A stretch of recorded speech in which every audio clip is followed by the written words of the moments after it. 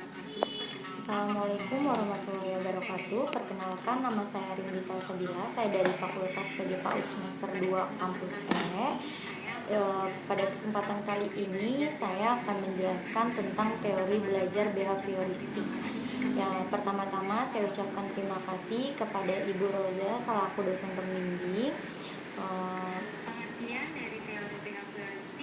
Pengertian dari teori behavioristik adalah perubahan tingkah laku sebagai akibat dari adanya interaksi antara stimulus dan respon. Dengan kata lain, belajar merupakan bentuk perubahan yang dialami siswa dalam hal kemampuannya untuk bertingkah laku dengan cara yang baru sebagai hasil interaksi stimulus dan respon. Pengaplikasian teori behavioristik adalah menekankan adanya hubungan antara stimulus dengan respon secara umum dapat dikatakan memiliki arti yang penting bagi siswa untuk meraih keberhasilan. Guru banyak memberikan stimulus dalam proses pembelajaran, dan dengan cara ini siswa akan merespons secara positif, apalagi dapat dibantu dengan diadakannya reward. Hal yang perlu diketahui sebelum melakukan metode pembelajaran behavioristik. Yang pertama, guru hendaknya paham tentang jenis stimulus apa yang tepat untuk diberikan kepada siswa. Yang kedua, guru juga mengerti tentang jenis respon apa yang akan muncul kepada diri siswa. Dan yang terakhir, yang paling penting, guru juga harus mengetahui apakah respon yang ditunjukkan siswa ini benar-benar sesuai dengan apa yang diharapkan.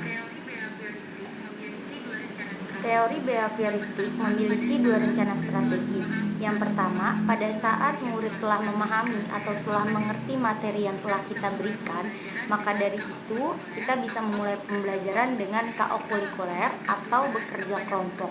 Kita harus memberikan tugas kepada murid, kemudian murid harus mengerjakan secara berkelompok atau bersamaan dengan teman-temannya dan dapat dikerjakan di rumah. Nanti setelah itu murid diminta untuk melaporkan hasil diskusi mereka.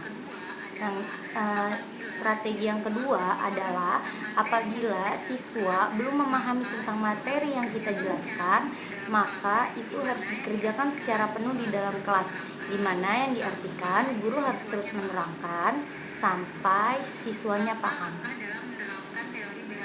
Langkah-langkah dalam menerapkan teori behavioristik. Yang pertama, mengidentifikasi tujuan pembelajaran. Yang kedua, melakukan analisis pembelajaran. Yang ketiga, mengidentifikasi karakteristik dan kemampuan awal pembelajaran. Yang keempat, menentukan indikator-indikator keberhasilan pembelajaran. Yang kelima, mengembangkan bahan ajaran atau bahasa dan topik apa yang akan kita bahas pada materi kali ini. Yang keenam, mengembangkan strategi pembelajaran atau mencari tahu metode, media, dan waktunya kapan yang tepat untuk kita membahas materi ini. Yang ketujuh, mengamati stimulus yang mungkin dapat diberikan atau memberi latihan, memberi tugas, serta memberi tes agar kita dapat tahu apakah para murid telah memahami dan mengerti materi yang sudah kita berikan. Yang kedelapan adalah mengamati dan menganalisis respon belajar. Dari yang ketujuh kita memberikan latihan, memberikan tes, memberikan tugas, maka dari itu kita dapat tahu apakah respon dari siswa dengan materi yang kita berikan, apakah siswa sudah paham atau siswa belum paham. Jadi kita harus mengamati respon apa yang telah siswa berikan pada saat pembelajaran. Yang ke-8 adalah memberikan pengetahuan baik positif ataupun negatif. Dan yang terakhir adalah mengevaluasi kegiatan pembelajaran. Apakah kegiatan pembelajaran ini sudah sesuai dengan yang kita harapkan dengan respon yang diberikan kepada para murid dari para murid. Kelebihan dan kekurangan dari metode behavioristik ini adalah yang pertama, siswa dibiasakan untuk latihan dan praktik. Yang kedua, siswa didorong untuk berpikir linear dan konvergen. Yang ketiga, siswa dapat dengan mudah mencapai suatu target pembelajarannya. Dan kekurangannya juga memiliki 3 kekurangan. Yang pertama, siswa sangat dibatasi dalam berkreativitas, berproduktivitas, serta berimajinasinya sangat dibatasi.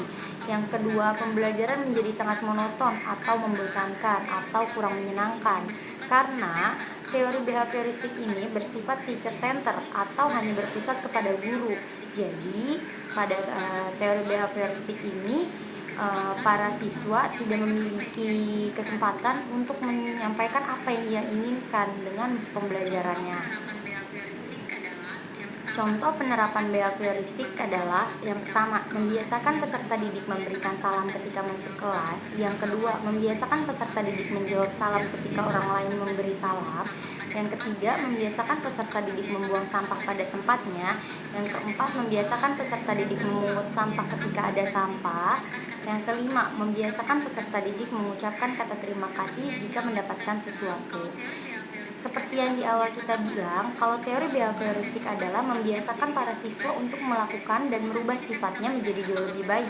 Dari situ nanti kita bisa melihat apakah respon dari siswa itu adalah positif atau menjadi negatif. Sekian presentasi dari saya, kurang lebihnya mohon maaf. Wabillahi taufiq wal hidayah wabarakatuh.